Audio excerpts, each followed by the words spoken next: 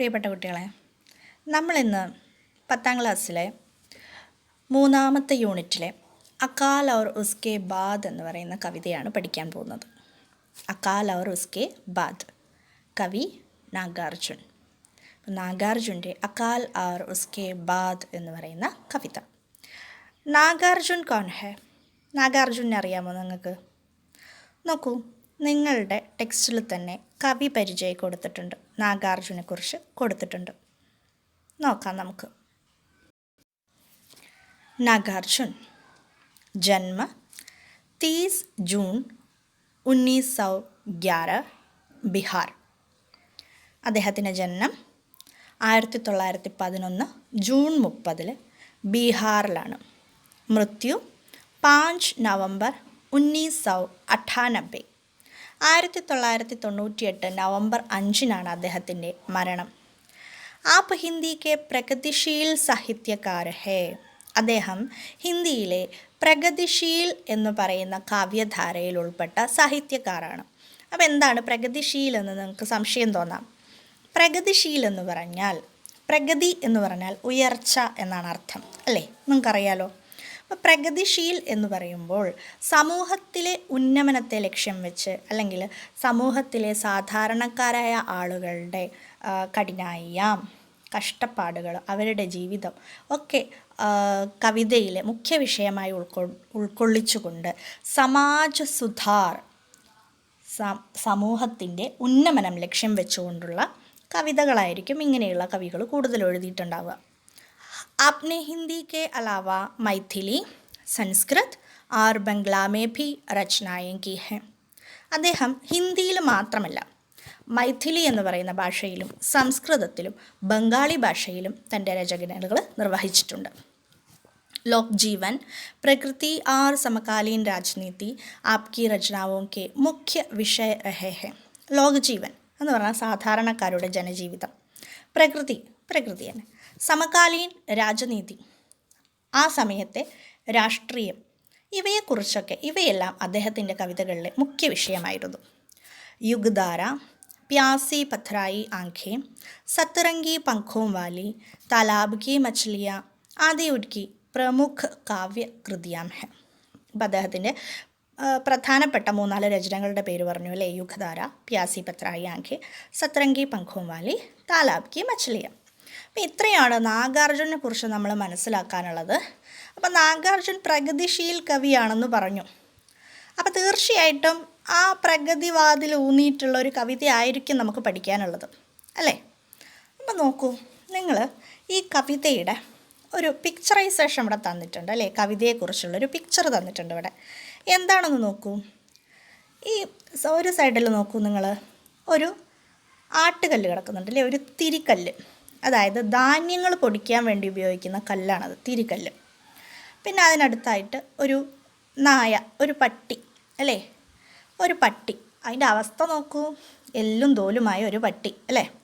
അതിൻ്റെ തൊട്ടപ്പുറത്ത് ഒരടുപ്പ് കാണാം, പാത്രങ്ങളൊക്കെ കമഴ്ത്തി വെച്ചിരിക്കുന്നു, അല്ലേ? അടുപ്പ് കത്തുന്നുണ്ടോ? ഇല്ല.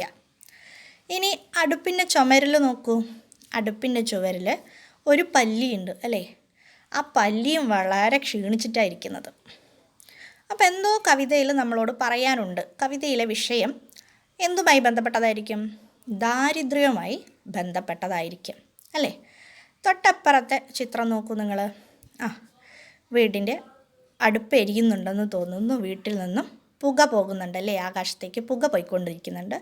ഒരു മരക്കൊമ്പിലൊരു കാക്ക ഇരിക്കുന്നുണ്ട്. അപ്പോൾ ഈ ചിത്രങ്ങൾക്ക് കവിതയായിട്ട് എന്തെങ്കിലും ബന്ധമുണ്ടോ എന്ന് നമുക്ക് നോക്കാം. അപ്പോൾ കവിതയുടെ ആദ്യത്തെ 4 വരി ഞാനൊന്ന് വായിക്കാം, നിങ്ങൾ ശ്രദ്ധിച്ചോളൂ. കയി ദിനോം തക്ക് ചൂൽഹാ റോയ, ചക്കി രഹി ഉദാസ്, കയി ദിനോം തക്ക് കാനി കുത്തിയ, സോയി ഉനക്കെ പാസ്, കയി ദിനോം തക്ക് ലഗി ബീത്ത് पर छिपकलियों की गश्त, कई दिनों तक चूहों की भी हालत रही शिकस्त.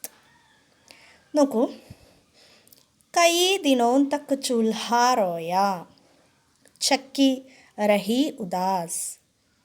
കൈ ദിനോം അറിയാലോ, കുറേ ദിവസങ്ങളായി. കൈ ദിനോ തക്ക് എന്ന് പറഞ്ഞാൽ കുറേ ദിവസങ്ങളായി. ചൂൽഹ റോയാ ഹേ. ചൂൽഹ മനെ അടുപ്പ്, രോന കരയുക. കുറേ ദിവസങ്ങളായി അടുപ്പ് കരയുകയാണ്. അടുപ്പ് കരയുമോ? ഇല്ല. അപ്പോൾ അടുപ്പ് എന്ത് ചെയ്യുന്നില്ല? എരിയുന്നില്ല. അടുപ്പ് കത്തിക്കുന്നില്ല അല്ലേ? നമ്മളെന്തിനാണ് അടുപ്പ് കത്തിക്കുന്നത്? ഭക്ഷണം പാകം ചെയ്യാൻ. അപ്പോൾ കുറേ ദിവസങ്ങളായി അടുപ്പ് എരിയുന്നില്ല, അതായത് ഭക്ഷണം പാകം ചെയ്യുന്നില്ല വീട്ടിൽ. ചക്കി രഹി ഉദാസ്. ചക്കി എന്ന് പറഞ്ഞാൽ നമ്മളപ്പോഴേ കണ്ടില്ലേ, ആട്ടുകല്ല്, തിരികല്ല്. അത് ഉദാസീനമായി ഇരിക്കുകയാണ്, മടി പിടിച്ചിരിക്കുകയാണ്, അല്ലെങ്കിൽ ജോലിയൊന്നുമില്ലാതെ ഇരിക്കുകയാണ്. അതായത് ചക്കിക്ക് ജോലി വേണമെങ്കിൽ എന്ത് വേണം? വീട്ടിൽ ധാന്യം വേണം. ധാന്യമാണ് നമ്മൾ ചക്കിയിൽ പൊടിക്കുന്നത് അല്ലേ? അപ്പോൾ അടുപ്പ് കരഞ്ഞുകൊണ്ടിരിക്കുകയാണ്, ചക്കി മടി പിടിച്ചിരിക്കുകയാണ്. അതായത് വീട്ടിൽ പൊടിക്കാനും ഭക്ഷണം പാകം ചെയ്യാനൊന്നും എന്തില്ല? ധാന്യം ഇല്ല. കൈ ദിനോ തക്ക് കാനി കുത്തിയ സോയി ഉൻകെ പാസ്. വീട്ടിലൊരു കാനി കുത്തിയ ഉണ്ട്. കാനി കുത്തിയ എന്ന് പറഞ്ഞാൽ ഒറ്റക്കണ്ണുള്ള പെൺപട്ടി. ഒരു കണ്ണില്ല അതിന്, ഒരു കണ്ണ് മാത്രമേ ഉള്ളൂ. അപ്പോൾ ഒറ്റക്കണ്ണുള്ള ഒരു പെൺപട്ടി ഉണ്ട് വീട്ടിൽ. അത് അടുപ്പിനടുത്ത് തന്നെ കിടന്നുറങ്ങുകയാണ് അല്ലേ? നിങ്ങൾ കാണുന്നുണ്ടോ? അടുപ്പിനടുത്ത് തന്നെ കിടന്നുറങ്ങുകയാണ്. എന്താണ്? അടുപ്പ് എപ്പോഴെങ്കിലും കത്തിക്കുമോ, ഭക്ഷണം എന്തെങ്കിലും വെക്കുമോ, എനിക്ക് കിട്ടുമോ എന്നാലോചിച്ചിട്ടാണ് നായി എന്ത് ചെയ്യാണ്? വിശന്നിട്ട് അടുപ്പിനടുത്ത് തന്നെ കിടക്കുകയാണ്. അതിൻ്റെ കോലം നിങ്ങൾ കണ്ടല്ലോ അല്ലേ? കൈ ദിനോ തക്ക് ലഗി ബീത്ത് പെർ ചിപ്കിലിയോ കി ഗഷ്ത്. ചിപ്കിലി പല്ലി, ഗഷ്ത് എന്ന് പറഞ്ഞാൽ ഉലാത്തുക. പല്ലികളിങ്ങനെ അങ്ങോട്ടും ഇങ്ങോട്ടും നടക്കുമല്ലേ ചുമരും മേലെ കൂടെ, നിങ്ങൾ കണ്ടിട്ടുണ്ടാവുമല്ലോ. ഭീത്ത് ചുമര്. നോക്കൂ, ചിപ്കലി എന്താണ്? പല്ലി. ഭീത്ത് ചുമര്. ഗഷ്ത് എന്ന് പറഞ്ഞാൽ ഉലാത്തുക. അപ്പോൾ കുറേ ദിവസങ്ങളായിട്ട് പല്ലി ചുമരിൻ്റെ മേലെ കൂടെ അങ്ങോട്ടും ഇങ്ങോട്ടും നടക്കുകയാണ്. നിങ്ങൾ നോക്കൂ, അടുപ്പിന് തൊട്ട് നേലെയുള്ള ചുമരിലാണ് ഈ പല്ലി ഉള്ളത് അല്ലേ? വെളിച്ചമുള്ളവിടേക്ക് എന്ത് വരും?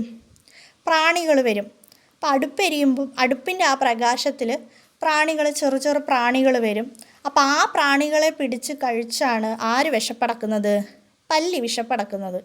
അപ്പോൾ ചുരുക്കി പറഞ്ഞാൽ ഈ വീട്ടിൽ ധാന്യം ഇല്ലാത്തതുകൊണ്ട്, അല്ലെങ്കിൽ വീട്ടിൽ സാധനങ്ങളില്ലാത്തതുകൊണ്ട്, അരി ഗോതമ്പ് പോലത്തെ സാധനങ്ങളില്ലാത്തതുകൊണ്ട്, ചക്കിക്കും പണിയില്ല, ഇതില്ലാത്തതുകൊണ്ട് അടുപ്പും എരിയുന്നില്ല, വീട്ടിൽ ഭക്ഷണം പാകം ചെയ്യാത്തതുകൊണ്ട് നായ വരെ പട്ടിണിയിലാണ്. കൂടാതെ ചുമരിലൂടെ പ്രാണികളെ പിടിച്ച് നടക്കുന്ന, പ്രാണികളെ പിടിച്ച് ഭക്ഷിക്കുന്ന പല്ലി വരെ എന്തായി? പട്ടിണിയായി. കൈ ദിനോ തക് ചൂഹോ കി ഭി ഹാലത്ത് രഹി ഷിക്കസ്ത്. ചൂഹ എലി അല്ലേ? അപ്പോൾ കുറേ ദിവസങ്ങളായി എലികളുടെ അവസ്ഥയും വളരെ കഷ്ടത്തിലാണ്. വീട്ടിലെ ധാന്യമൊക്കെ രാത്രിയും പകലൊക്കെ ഇരുന്ന് തുറന്ന് തിന്നലാണ് ആരുടെ പണി? എലികളുടെ പണി അല്ലേ? എലികൾക്കും ഭക്ഷണം ലഭിക്കാതായി. അതായത് മനുഷ്യരുടെ അവസ്ഥയേക്കാൾ മൃഗങ്ങളുടെ അവസ്ഥയിലൂടെ നാഗാർജുൻ ക്ഷാമകാലത്തെ ദുരിതം നമ്മളോട് വളരെയധികം എന്താ പറയുക, പോയിൻ്റ് ഔട്ട് ചെയ്ത് പറയുകയാണ്.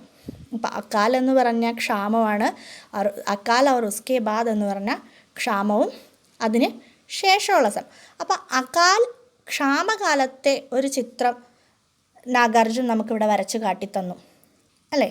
നിങ്ങൾക്ക് മനസ്സിലായിട്ടുണ്ടാവുമല്ലോ. ഇനി അടുത്ത 4 വരി നോക്കൂ നിങ്ങൾ. ദാനെ ആയേ ഘർ കെ അന്തർ കൈ ദിനോ കെ ബാദ്. ധുവാ ഉടാ ആംഗൻ സെ ऊपर कई दिनों के बाद. चमक उठी घर भर की आंखें कई दिनों के बाद. कौवे ने गुजलाई पंखें कई दिनों के बाद. दाने आए घर के अंदर कई दिनों के बाद. വീട്ടിൽ എന്തു വന്നു കുറേ ദിവസങ്ങൾക്ക് ശേഷം? ദാന. എന്താണ് ദാന? ധാന്യം. ധാന്യം വന്നു, അതായത് ഭക്ഷണ സാധനം വീട്ടിലേക്ക് വന്നു. കുറേ ദിവസങ്ങൾക്ക് ശേഷമാണ് വീട്ടിൽ ധാന്യം കൊണ്ടുവരുന്നത്. ധുവാ ഉടാ ആ ഘനസേ ഊപ്പർ കൈ ദിനോ കെ ബാദ്. ധുവാ പുക. അടുപ്പ് കത്തിക്കുമ്പോൾ പുക വരും അല്ലേ? അടുപ്പ് കത്തിച്ചപ്പോൾ വീട്ടിൻ്റെ മുറ്റത്ത് അല്ലെങ്കിൽ വീട്ടിൽ നിന്നും പുക ഉയരാൻ തുടങ്ങി. വളരെയധികം ദിവസങ്ങൾക്ക് ശേഷമാണ് വീട്ടിൽ അടുപ്പെരിയുന്നത്, വീട്ടിൽ നിന്നും പുക പുറത്തോട്ട് പോകുന്നത്. ചമക് ഉഠി ഘർ ഭർ കി ആംഖേ കൈ ദിനോ കെ ബാദ്. വളരെ ദിവസങ്ങൾക്ക് ശേഷം വീട്ടിലുള്ള എല്ലാവരുടെയും കണ്ണുകൾ തിളങ്ങാൻ തുടങ്ങി. കണ്ണുകൾ തിളങ്ങാൻ നമ്മളെപ്പോഴാണ് പറയുക? സന്തോഷം വരുമ്പോൾ അല്ലേ? സന്തോഷം കൊണ്ട് അവൾ കണ്ണുകൾ തിളങ്ങി എന്ന് പറയൂലേ നമ്മൾ.